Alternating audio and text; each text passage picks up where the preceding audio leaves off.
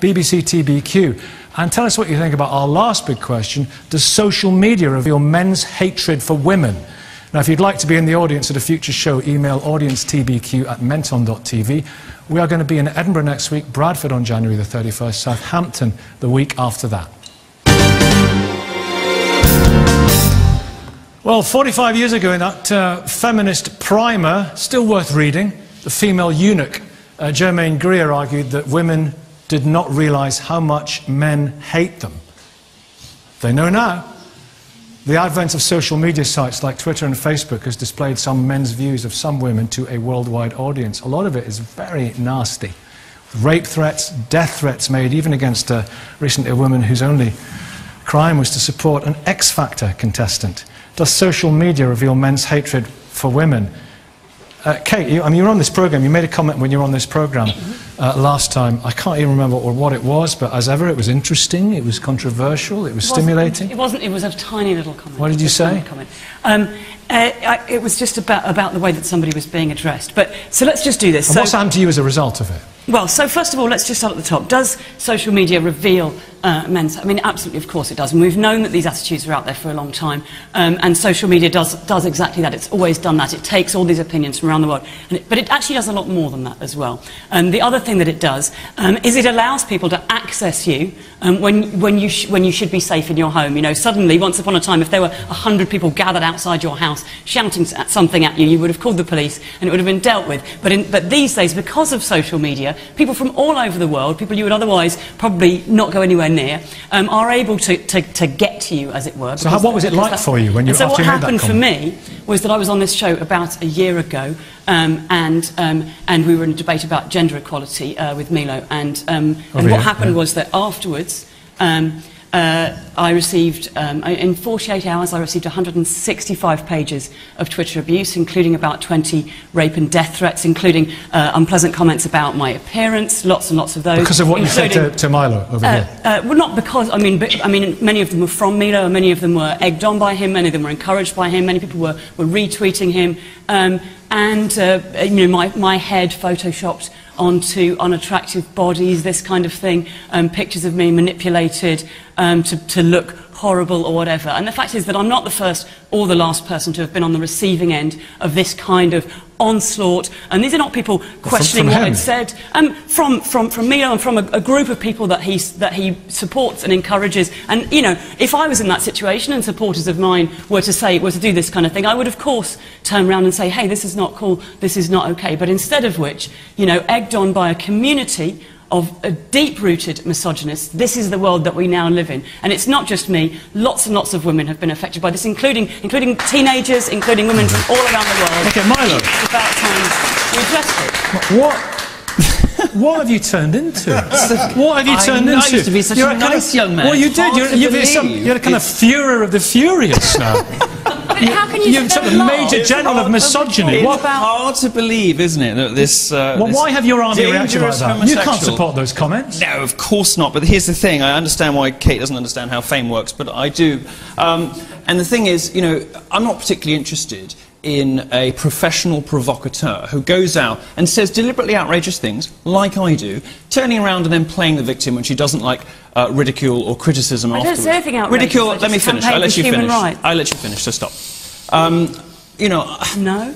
After she lost the debate, as feminists very often do these days, because they don't have facts on their side, you know, she turned around and she did what feminists always do, which is confect a sob story. Now, Kate is, like me, a professional provocateur, but only one of us plays the victim afterwards. Now, it's interesting, you know, if we get back to the question, it's interesting that, you know, that it's even being framed like this at all, because what the research shows, the Pew Global data from 2014 shows, is that actually it's men who get more abuse online than women. It is men who get more death threats, it's men who get more violent threats. The only thing that women beat men at, and this is Pew Global data, is the gold standard of research, the only thing that women beat men in is cyber stalking. And guess what? A lot of the people doing the stalking are other women.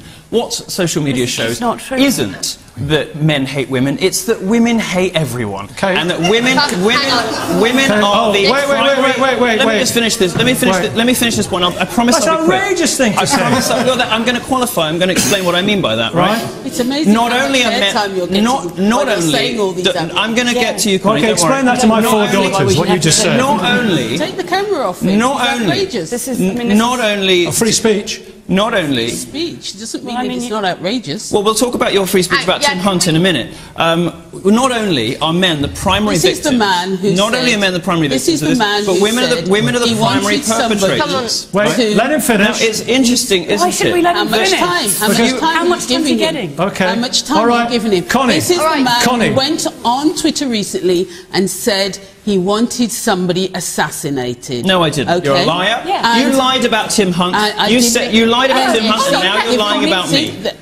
Please, Milo, let Connie. You are a fraud and you are a liar. If I were to leave you all, if I were to walk out of the studio now and leave you all to it, mayhem would ensue. Mickey, if you were to walk out of the studio, I would come with you, because I don't believe you should be giving airtime to someone who's a serial Connie, you are Wait a minute. I want silence. I want silence. I want us all to enjoy just a little 10-second window of silence, and then we can all calm down. No talking for 10 seconds.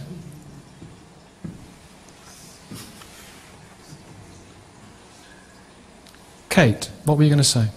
What I was going to say is that, I don't want this to be a debate about one individual. I think it's a shame that people give airtime to somebody, whose views and whose completely horrific statements have been so widely seen, and we should be no better. It's good to challenge them, isn't it? The point is that there is a huge weight of, and young women especially who go out and speak up online are facing a huge backlash, and I think it's very frightening. I'm often asked to do things like go into schools, and teachers always want me to go in and encourage young women to speak up and express themselves, and I'm forced to say I don't actually think that young women are stupid. I don't think that when they don't express themselves it's because they're all bashful and nervous and they don't know what to say. I think that they know what social media is really like. I think the facts are pretty plain to see. View of women. And I think that that if we want young people to speak out and to feel comfortable expressing themselves, then what we need to do is make the internet a place where they can do so. That means bringing in sensible laws and training the police to deal with these kind of things.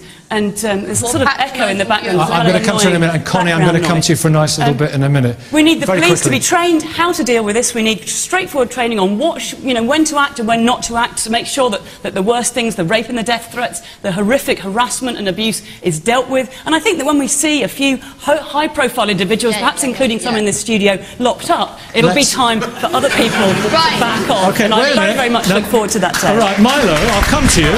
Connie, I'm going to come to you in just a second, okay?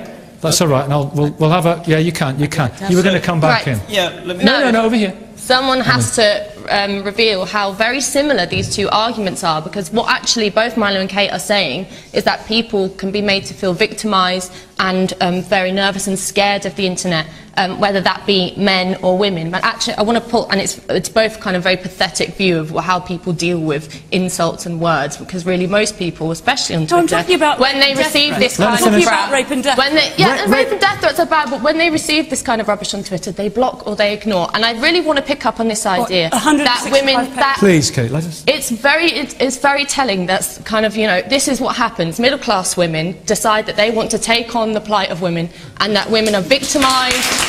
Women can't handle the internet. It's absolutely ridiculous and disgusting and sexist and patronising to say that women can't handle the internet. The internet should never be a safe space. The internet women should be able to experience everything about public life. We fought for that throughout history, and here's somebody who wants to shut us away from it. Okay, well listen, here's the plan. Here's the plan. I'm going to go from Connie to Connie. We're going to hear Connie's story, and I'm going to get Milo to respond, and then Kate, we'll get another... Please know more about these egomaniacs. Know more about egomaniacs as well. And any in the audience who want to say something? Okay, that's ideally how it's going to be structured. All right. Connie, we heard reference to him and the whole situation, the saga there from Milo Yiannopoulos. Professor Tim Hunt, he made a really not very funny off-taste joke, and he did it in a was it a lecture hall? It was a room full of in South Korea. some would say it wasn't hugely offensive, got worldwide attention, ultimately nothing to do with you, but he lost his job, but you had drawn people's attention to it. But then the reaction to your reaction was just extraordinary. What have you gone through? So this has been really dreadful, and it's kind of exhibited here by the way Milo felt he could just shout abuse across the studio at me. And I think what's really interesting about this is that it's not about how people use the Twitter. It's about people trying to maintain a political status quo. So a lot of what goes on, there are people in America like Rush Limbaugh who have a very right-wing ideology, and that means they don't want to hear from women, they don't want to hear from people of other colours, they don't want to hear any other contrasting conservative view. And these people are very loud, and these people are very determined to shut a lot of people up. So I report something, I'm a journalist, I can report things, and in the end, in order to protect some stupid comment, then I have to be discredited. I don't have to be discredited, I did nothing wrong, I'm not a liar, I don't have to even defend myself. As a journalist, I can put a story out there. What happened to you? What kind of abuse did you have online, through emails? I didn't just have abuse online, I had lots of letters sent to my office that were very racist. People would phone me up and scream really racist things. They would send me pictures of monkeys hanging in trees with saying, go back to your hut, go back to your jungle, you're not welcome here. It's like we are back 50 years in the racial economy of this country. People are really crude, and it's very sad for people like me who've been here and you're trying to make things different for the next generation. And there's no change. This country is just as racist, just as white, male privileged as it has always been. Some people. These are some people. These are people who never say it to your face. They're keyboard warriors, aren't they? They never say it to your face, and they always say all these abusive things. They won't stand up and own their statements. It's a minority of men. And it's not about hatred. It's a minority of men. This is victimized the currency. Hang on. No, it's hundreds and thousands of men if you're trying to... but there are millions of men. Right? So Milo, I said we'd come to Milo. I mean, I know you want to respond to that, but you did this poll online. Yes, it is. What would you rather your child had, feminism or cancer? Yep. And 22,000 people voted, and people voted in favour of cancer. That's a good scientific thing. What the statistics show us is that in just 2 years, the number of women who identify as a feminist in the US has gone from 28 to 18%. The number of British women who identify as feminists has slumped to an all-time low of 7%. Why? Because these are the kinds of representatives of feminism. Professional provocateurs who play the victim after the fact, and professors of science journalism who deliberately misrepresent statements by Nobel Prize-winning scientists in an attempt to end their career, who repeatedly lie to journalists, BuzzFeed, The Daily Beast, the BBC, all of them have had to issue you're a liar. All of them have had to issue corrections over statements you made. People can just look this up. And this, of course, is a professor of science journalism who fabricated her CV as well. We have to get a response from that. Audience, in a minute, put your hands up so I know where to come. If you're not going to let me make the case... Well, she has to respond to that. Well, I'm going to make specific accusations she can respond to. About people throwing back accusations at themselves. I'm sure really not many people are interested in what's going on between you three. They're not, because, I mean, this is what people like this do on Twitter. They create a hubbub around controversial stuff. They say, this poll, if you're any kind of, like, intellectual person or with half a brain, you'd laugh at such rubbish. I don't, but I also don't want to... this is the whole thing about Twitter and the internet. If you're going to be a political person, and journalists are political people, you put out opinion there. And I often put out opinions that people find absolutely abhorrent and disgusting because they don't agree with me. And the emotional overreaction to that comes in the form of, you're fat, you're this, all horrible stuff. Yes, and it's unpleasant, but the whole point is, as you're taking that risk a to monkey step out hanging into from a tree. Ella, yeah, I mean, I'm not condoning this. But you are. No, I'm not condoning this. But what do we ask? Please, what do we ask? Okay, Milo's wait, Connie in a second. Do we bring in more laws and regulations? Milo, a monkey hanging from a tree. I'm being completely mischaracterised because I'm people. very much on your camp on free speech thing. It is disgusting and deplorable. You are a liar. It's disgusting and deplorable why anybody would want to send anybody that kind of racist abuse. It's awful. I would never want to be in the same room as somebody like that. However, and yet they're your followers and your fans. However, you don't even have let's hear the It's not about you. However, I am not responsible for what other people put on Twitter. 150,000 people follow me on Twitter, 50,000 on YouTube, 75,000 on Facebook.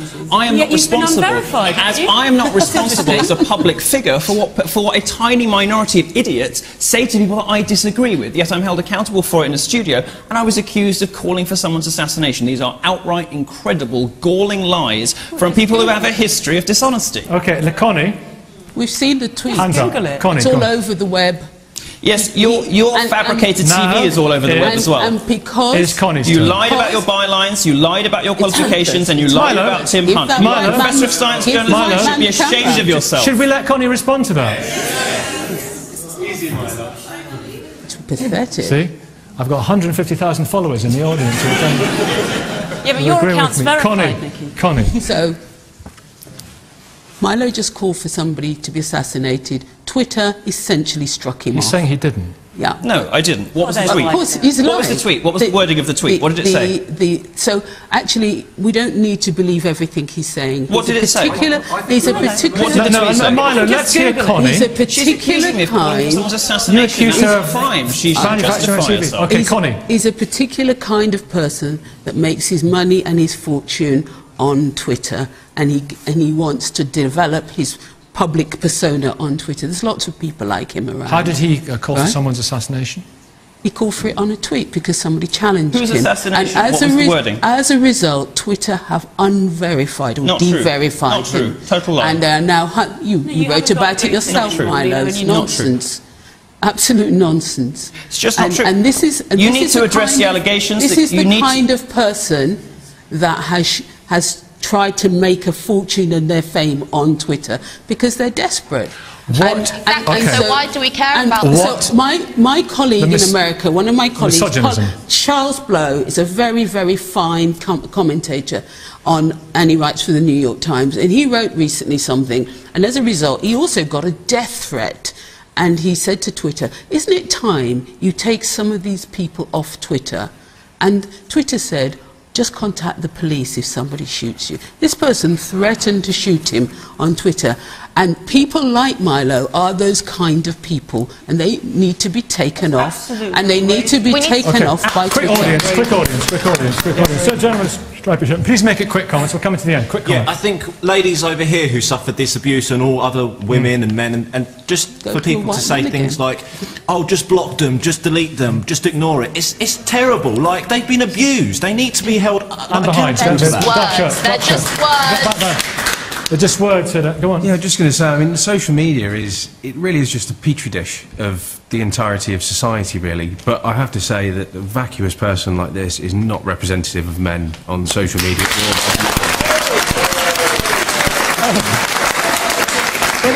But you know, Milo, you're a controversialist, you know.